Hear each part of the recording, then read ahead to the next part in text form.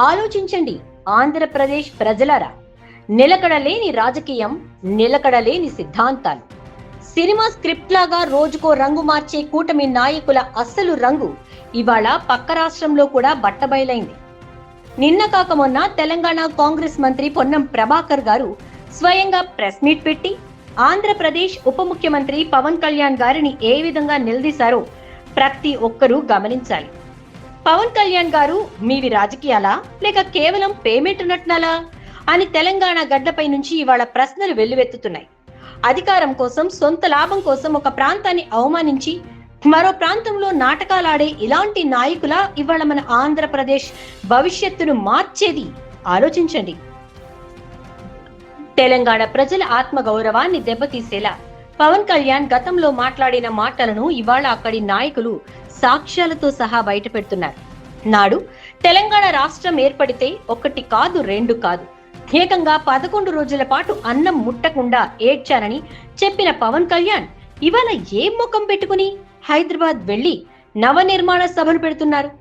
కన్న తల్లికి ముక్కు పుడక చేయించలేని వాడు పినతల్లికి వడ్డాణం చేయిస్తానన్నట్టుంది పవన్ కళ్యాణ్ గారి వైఖరి అని పొన్నం ప్రభాకర్ గారు ఎద్దేవా చేశారు. ఇటు ఆంధ్రప్రదేశ్ లో ప్రజలకిచ్చిన సూపర్ 6 హామీలను నెరవేర్చలేక ఇక్కడి పరిపాలనను గాలి కొదిలేసి పక్క రాష్ట్రాల్లో పొలిటికల్ యాక్టింగ్ చేయడానికి పవన్ కళ్యాణ్ కు ఉన్న శ్రద్ధ ఏపీ ప్రజల కష్టాలపై ఎందుకు లేదు? పవన్ కళ్యాణ్ గారి రాజకీయాలు ఎప్పుడూ ప్రజల మధ్య విద్వేషాలు రేపేలాగే ఉంటాయి. నాడు తెలంగాణ వాళ్ల కళ్ళు పడితే కోనసీమ కొబ్బరి చెట్లు ఎండిపోతాయని మాట్లాడి 2 ప్రాంతాల ప్రజల మధ్య చిచ్చు పెట్టాలని చూసిన వ్యక్తి ఈ పవన్ కళ్యాణ్. తెలంగాణ వాతావరణాన్ని కలుషితం చేయడానికి భారతీయ జనతా పార్టీ ఇచ్చిన రెమ్యూనరేషన్ ప్యాకేజీలకు లొంగిపోయి ఇవాళిక్కడ బీజేపీ డైరెక్షన్ లో కొత్త డ్రెస్ వేసుకుని ఎగురుతున్నారని తెలంగాణ మంత్రి స్వయంగా ఆరోపిస్తున్నారు. తెలంగాణ గడ్డపై అడుగుపెట్టే ముందు ఆనాడు నువ్వు ఏడ్చిన 11 రోజుల కన్నీళ్లకు, కోనసీమ కొబ్బరి చెట్ల వ్యాఖ్యలకు ముక్కు నేలకు రాసి క్షమాపణ చెప్పాలని ఇవాళ డిమాండ్ చేస్తున్నారు. పక్క రాష్ట్రంలోనే ఇంతలా చీత్కరించుకుంటుంటే మన ఆంధ్రప్రదేశ్ లో ఈ కూటమి నాయకులను చూసి ప్రజలు ముక్కున వేలేసుకుంటున్నారు. ఆంధ్రప్రదేశ్ ప్రజలారా, ఒక్కసారి గమనించండి. ఇక్కడ మన రాష్ట్రంలో పరిస్థితి ఏంటి? చంద్రబాబు నాయుడు, పవన్ కళ్యాణ్ కలిసి ఎన్నికల ముందు ఇచ్చిన సూపర్ 6 హామీలు ఏమయ్యాయి? తల్లికి వందనం కింద ప్రతి బిడ్డకు 15,000 ఇస్తామన్నారు. ఏమైంది? ఆడబిడ్డలకు ఉచిత గ్యాస్ సిలిండర్లు అన్నారు. ఎక్కడికి పోయాయి? యువతకు నిరుద్యోగ భృతి ఊసేలేదు. ఇక్కడ ప్రజలు ధరల పెరుగుదలతో, కరెంటు ఛార్జీల బాధుడితో, సంక్షేమ పథకాల నిలిపివేతతో అల్లాడిపోతుంటే డిప్యూటీ సీఎం స్థానంలో ఉన్న పవన్ కళ్యాణ్ గారు బాధ్యత లేకుండా పక్క రాష్ట్రాల్లో తిరుగుతూ కాలక్షేపం చేస్తున్నారు. వీళ్లకు ప్రజల కష్టాలు పట్టవు. వీళ్లకు కేవలం అధికారం, ప్యాకేజీలు మాత్రమే ముఖ్యం అని ఇవాళ స్పష్టంగా అర్థమవుతోంది.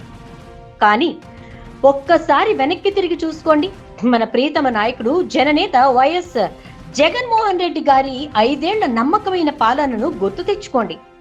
జగనన్న ఎప్పుడూ పక్క రాష్ట్రాల్లోకి వెళ్లి రాజకీయాలు చేయలేదు. పరాయి శక్తుల డైరెక్షన్ లో నడవలేదు.